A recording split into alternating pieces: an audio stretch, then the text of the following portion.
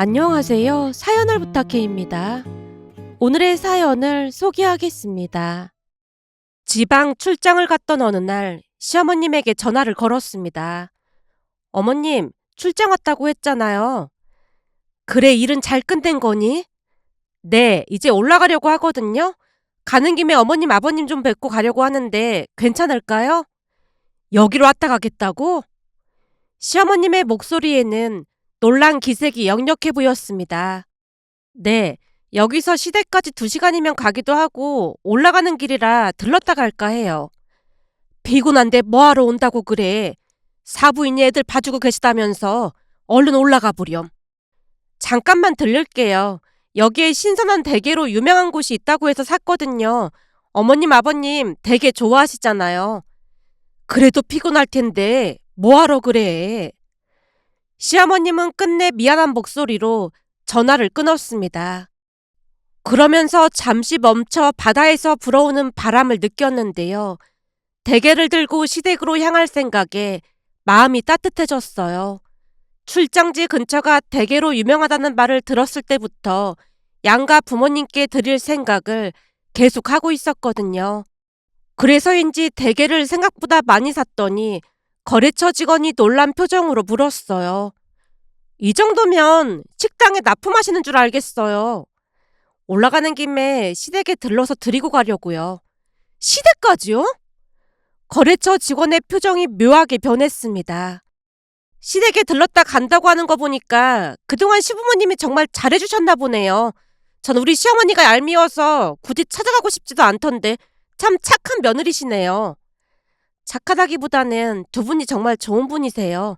두 분께서 베푸신 만큼 저도 효도해야 한다고 생각하거든요. 제 말에 직원이 희미하게 웃더니 이내 말을 잇지 못했습니다. 그 미소 뒤에 담긴 감정을 읽어내기란 어려웠지만 복잡 미묘한 그런 표정이었어요. 잠시 후 시댁에 도착하니 문을 열어주시는 시어머님 얼굴에는 아직도 미안함이 어려 있었어요. 그런 시어머님에게 대게를 보여드리며 환히 웃었습니다. 어머님, 대게가 엄청 신선한 거 있죠? 제가 들뜬 목소리로 말했더니 시어머님이 웃음을 섞어 말씀하셨어요. 힘들 텐데 뭐하러 여기까지 왔어. 그냥 가라고 해도 참 말을 안 들어. 대게를 보는데 어머님, 아버님이 딱 생각나더라고요. 이거 바로 쪄드시면 엄청 맛있을 것 같아요. 제가 대게를 들어보이며 활짝 웃자 대게를 바라보던 시아버님이 기쁜 표정으로 입을 열었습니다. 진짜 신선해 보이네. 우리 며느리 덕분에 오랜만에 대게 실컷 먹겠구나. 아버님, 저 잘했죠? 그럼 잘했지. 맛있게 잘 먹으마. 시아버님의 밝은 웃음소리에 분위기가 한결 따뜻해졌습니다. 그러면서 자연스레 시아버님 옆에 앉아 이런저런 이야기를 나눴는데요. 시아버님은 워낙 성격이 너그러우신 분이라 가족뿐만 아니라 지인분들에게도 평판이 좋은 편이었습니다. 심지어 무뚝뚝하기로 유명한 친정아빠도 시아버님 성격을 참 부러워하셨거든요. 그렇게 시아버님과 주거니 받거니 대화를 이어가던 중 시어머님이 다가와 생강차를 건넸습니다. 밤에 운전하면 위험하니까 이거 먹고 얼른 올라가. 그리고 온다고 하길래 반찬이랑 채소 좀 준비해놨으니까 사부인 가져다 드리렴. 시어머님이 손가락으로 가리키는 쪽을 바라봤더니 거실 한켠에 가지런히 놓인 반찬통과 채소 꾸러미가 눈에 들어왔습니다. 이걸 언제 다 준비하셨어요? 너 온다고 하길래 부랴부랴 준비했지. 어머님, 이렇게까지 안 하셔도 되는데 정말 감사해요. 고개를 숙여 감사 인사를 드렸는데요. 따뜻함이 가슴 한편을 채우는 것이 느껴졌습니다.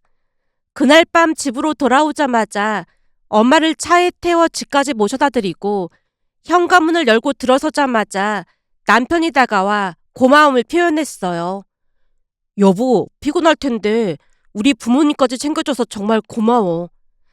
시부모님은 나한테도 부모님인데 무슨 그런 말을 해. 그래도 그게 쉬운 일이 아니잖아. 그래서 너무 고마워. 남편이 진지한 눈빛으로 말을 이어갔습니다. 우리 회사 직원들 보면 부모님이랑 아내 사이가 안 좋아서 힘들어하는 사람이 많거든. 그런 거 보면 우리 집은 참 평화로운 편이야. 걱정거리가 없으니까 하는 일도 잘 풀리는 것 같고 이게 다 당신 덕분인 것 같아. 내가 잘해서 그런 건가? 시부모님이 워낙 좋은 분들이라 그런 거지. 제 말에 남편이 뒷머리를 긁적이며 수줍은 듯 웃었습니다. 그 미소를 보며 저도 덩달아 마음이 따뜻해졌는데요. 남편 말처럼 가정이 평화롭다는 것은 단순히 조용하다는 의미가 아니었어요. 서로를 배려하고 이해하는 마음이 만들어내는 안정감, 그것이 우리 가족을 둘러싸고 있다 보니 그 평화로운 분위기 속에서는 만사가 형통이라 할 정도로 모든 일이 잘 풀렸거든요. 그 속에서 감사함을 되새기며 하루하루를 살아가고 있었습니다. 그러던 어느 날은 서방님이 결혼을 하겠다며 동서를 데리고 왔고 얼마 뒤 두 사람은 결혼식을 올렸는데요. 동서는 성격 자체가 많이 차가운 편으로 말투도 딱 할 말만 하는 그런 스타일이었습니다. 결국 우리는 동서 눈치를 봐야만 했어요. 그러다 보니 이런저런 사건이 끊이질 않았는데요. 동서는 이상하리만큼 시아버님을 싫어하는 듯해 보였습니다. 그러던 어느 날은 시댁에 다녀오던 길이었는데요. 차 안은 정적이 흘렀고 낮게 울리는 엔진 소리만이 공간을 채우고 있었어요. 그날따라 남편 기분이 안 좋아 보였기에 조수석에 앉아 창밖으로 지나가는 풍경을 멍하니 바라보고 있던 순간 갑자기 남편이 낮고 불만스러운 목소리로 말을 꺼냈습니다. 이건 그냥 내 생각일지 모르겠는데 재수 씨가 아버지를 싫어하는 것 같지 않아? 남편의 말에 움찔하며 남편을 바라봤는데요. 남편은 여전히 전방을 주시한 채 진지한 표정을 짓고 있었습니다.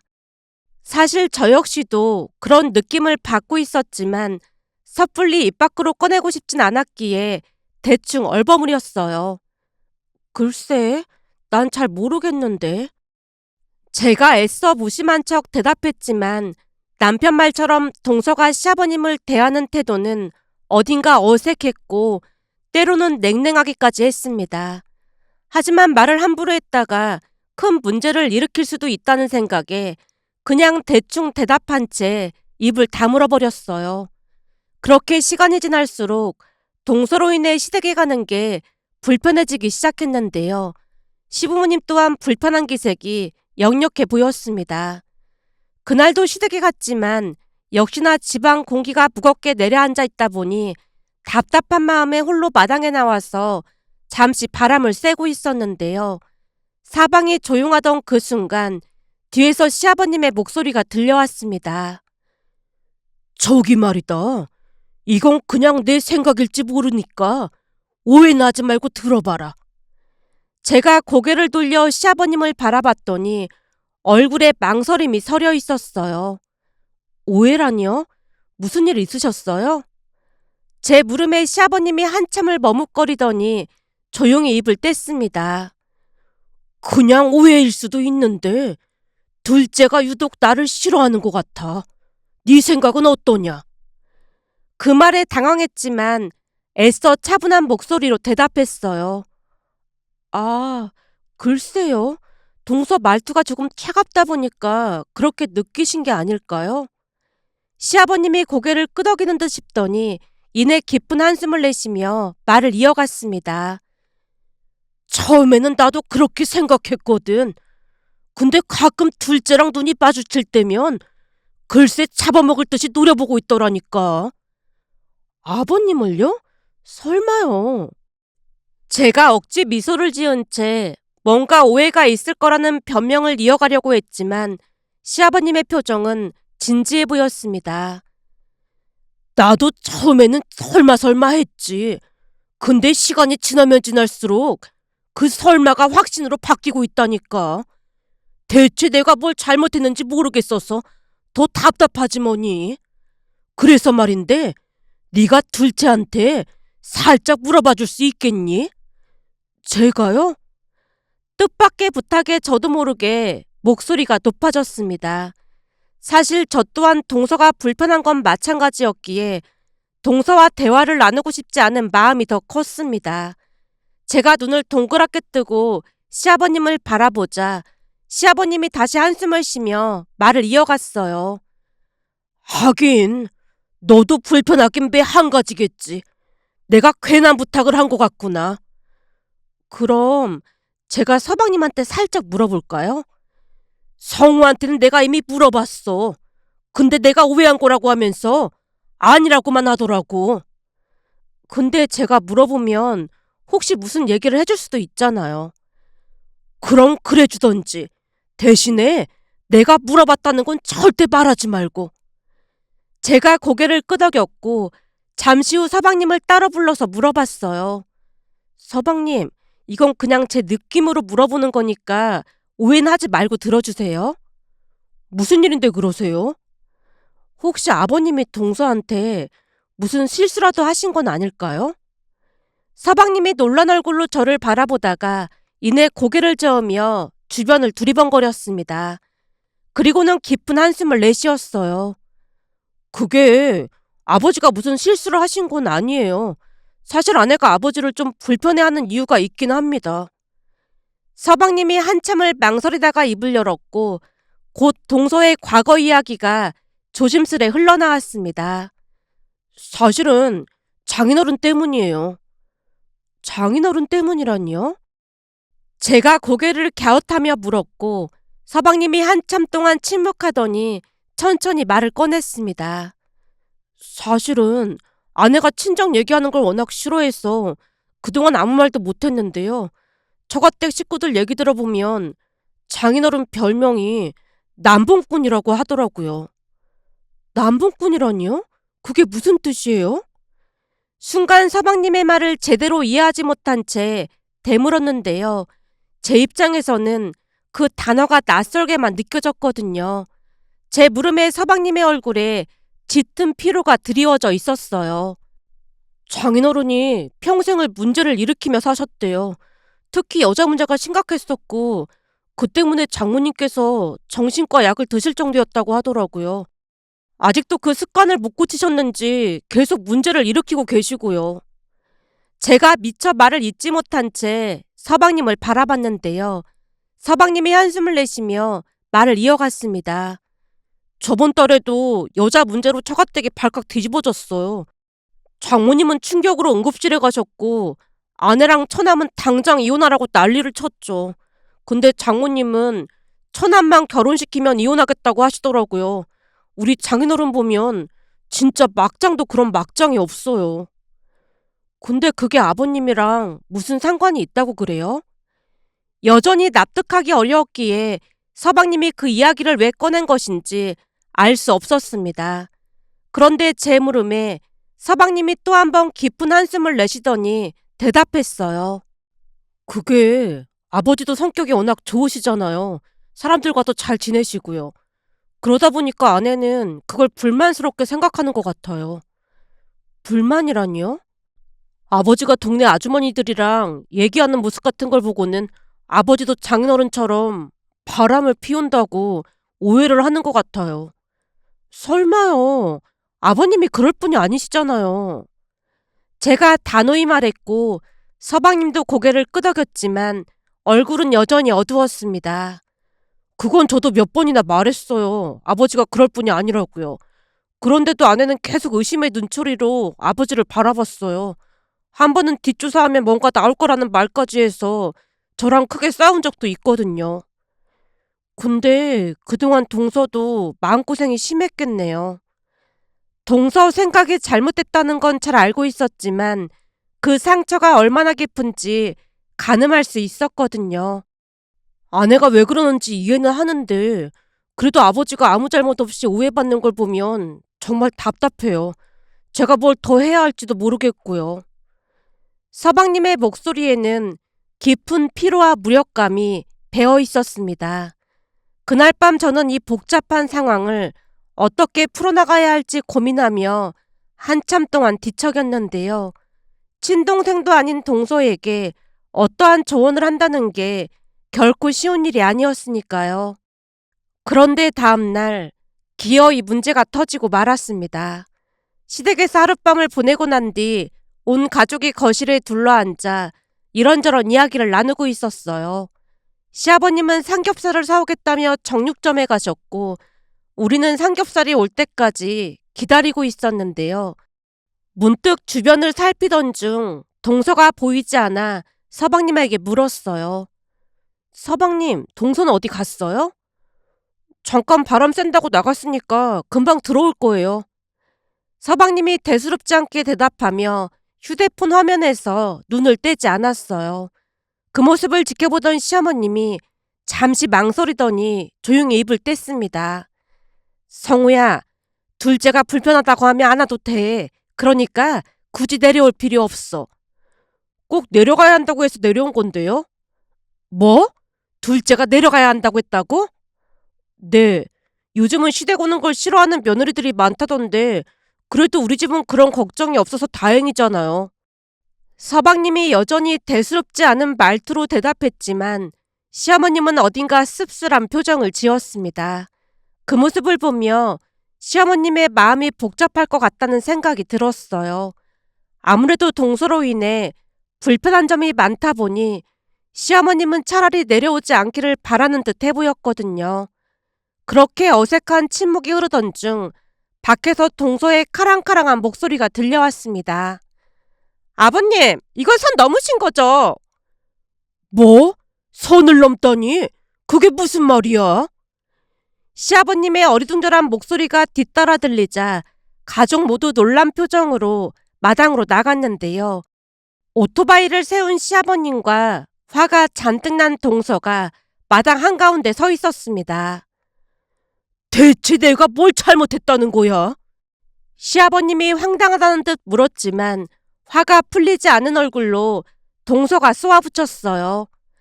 방금 오토바이 뒷자리에 어떤 여자 태우고 오셨잖아요. 그 자체가 잘못된 거죠. 그 말에 우리 모두 멍해진 채 무슨 이야기인가 싶어 어리둥절한 표정으로 서로를 바라봤습니다.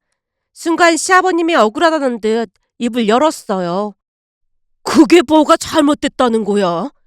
난 그냥 삼겹살 사오던 중에 길에서 만나서 태워준 것뿐인데. 저번에도 그러시던데 대체 왜 자꾸 여자들을 태우고 다니시는 거예요? 딴 맘을 먹지 않고서야 그럴 이유가 없잖아요. 동서의 목소리는 격앙돼 있었고 시아버님은 점점 더 당황해하고 있었습니다. 그때 시어머님이 대화에 끼어들었어요. 대체 누구를 태워줬길래 이 난리야? 누구긴 누구야? 감나무집이지. 뭐? 감나무집? 감나무집이라는 말을 듣자마자 시어머님이 웃음을 터뜨리셨는데요. 어머님, 지금 웃으실 때가 아니라니까요. 확실히 하지 않으면 앞으로 큰일이 날 수도 있어요. 동서가 버럭하자 시어머님이 웃음을 참으며 말했습니다. 그러니까 감나무집 어르신 태워드린 걸로 이 난리가 난 거란 말이지? 자꾸만 여자를 태워주다 보면 안 좋은 일이 일어날 수도 있다니까요. 그러다 보면 집안이 쑥대밭이 되는 건 한순간이고요. 동서의 말에 시어머님이 어이없다는 듯 다시 웃었습니다. 근데 그 어르신 연세가 어떻게 되는지 알고는 있는 거니? 어르신이시라니요? 그 감나무집 어르신 연세가 올해 90인가 그럴걸? 너 그거 알고 나는 소리니? 네? 90이요? 90이면 90살이라는 말씀이세요? 그래, 올해로 90이 되셨지. 아닌 것 같던데? 아까 보니까 꼬무니 모자에 스카프까지 하셨던데? 혹시 아버님이 거짓말하신 거 아닐까요? 글쎄, 감나무집 어르신이 맞다니까. 시아버님이 버럭 외쳤고 시어머님도 대답했습니다.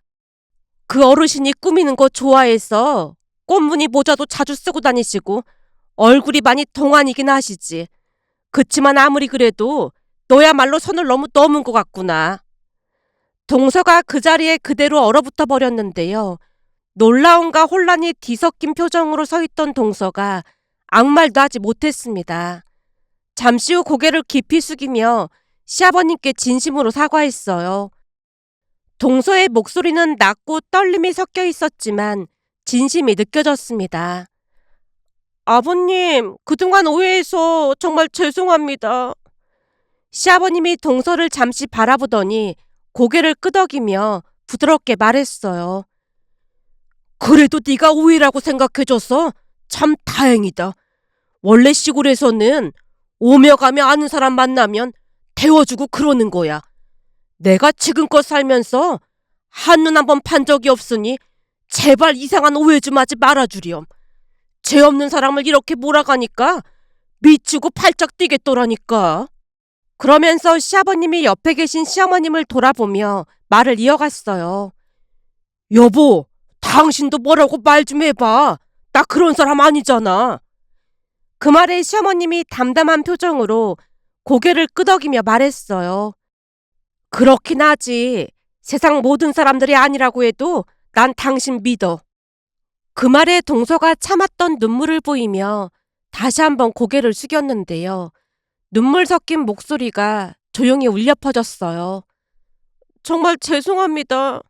저희 아버지가 워낙 막장 인생을 살다 보니까 저도 모르게 그런 걱정을 하게 된 것 같아요. 제가 잘못했습니다. 그 말에 시아버님이 고개를 저었어요. 괜찮아. 그럴 수도 있지. 그럼 이제 오해는 풀린 거지? 아무리 그래도 구순 어르신이랑 바람을 피운다고 생각하다니 해도 해도 너무했잖니. 그날 이후 동서는 조금씩 달라지기 시작했어요. 다행이라면 다행이었던 것이 시간이 지나면서 시부모님이 정말 좋은 분들이라는 것을 동서도 조금씩 느끼는 듯 했습니다. 물론 동서가 바로 바뀐 것은 아니었어요. 동서의 사연을 듣고 난 뒤 시부모님이 많은 노력을 기울였는데요. 특히 시아버님이 동서의 마음을 움직이기 위해 세심하게 신경을 썼습니다. 어느 날은 시댁에 갔다가 올라오는 길에 시어머님이 동서에게 곶감을 박스째 내밀며 말했어요. 저번에 보니까 꽃감을 좋아하는 것 같다면서 네 시아버지가 물어물어 좋은 걸로 구해온 거야. 그리고 이것도 받으렴. 이건 뭐예요? 여름에 니들이 손톱에 봉숭아물 들이는 걸 보고는 아버지가 봉숭아 꽃을 따서 말려뒀지 뭐니. 말린 걸로도 봉숭아 물을 드릴 수 있다고 하길래 혹시 필요하면 쓰라고 준비한 거야. 감사합니다. 동서가 허리를 깊이 숙이며 인사했고 시아버님이 장난기 어린 목소리로 입을 뗐습니다. 봐라, 나는 아주 선량한 이 집안의 가장이니까 다시는 오해하지 마렴. 알았지? 네, 아버님. 다시는 오해 안 할게요. 동서의 얼굴이 붉게 물들었고 그 모습을 지켜보는 가족들의 얼굴에도 따뜻한 미소가 번졌습니다. 시간이 흐르며 동서의 성격도 조금씩 변하기 시작했는데요. 어느 날은 지나가다가 들렸다며 작은 케이크를 건네주고 가기도 했어요. 여전히 쑥스러움이 묻어 있었지만 노력하는 모습이 귀엽게만 느껴졌습니다. 며칠 전에는 시댁에 갔더니 동서와 서방님이 이미 내려와 있었는데요. 작은 비닐하우스 안에서 시아버님과 동서가 도란도란 이야기를 나누고 있는 모습을 보며 가슴이 찡했습니다. 그 모습을 보며 동서가 좋은 시부모님을 만나 참 다행이라는 생각과 함께 앞으로는 그동안 겪어왔던 아픈 기억을 잊고 동서가 행복하게 살았으면 좋겠다는 마음이 들어 이렇게 글 남겨봅니다.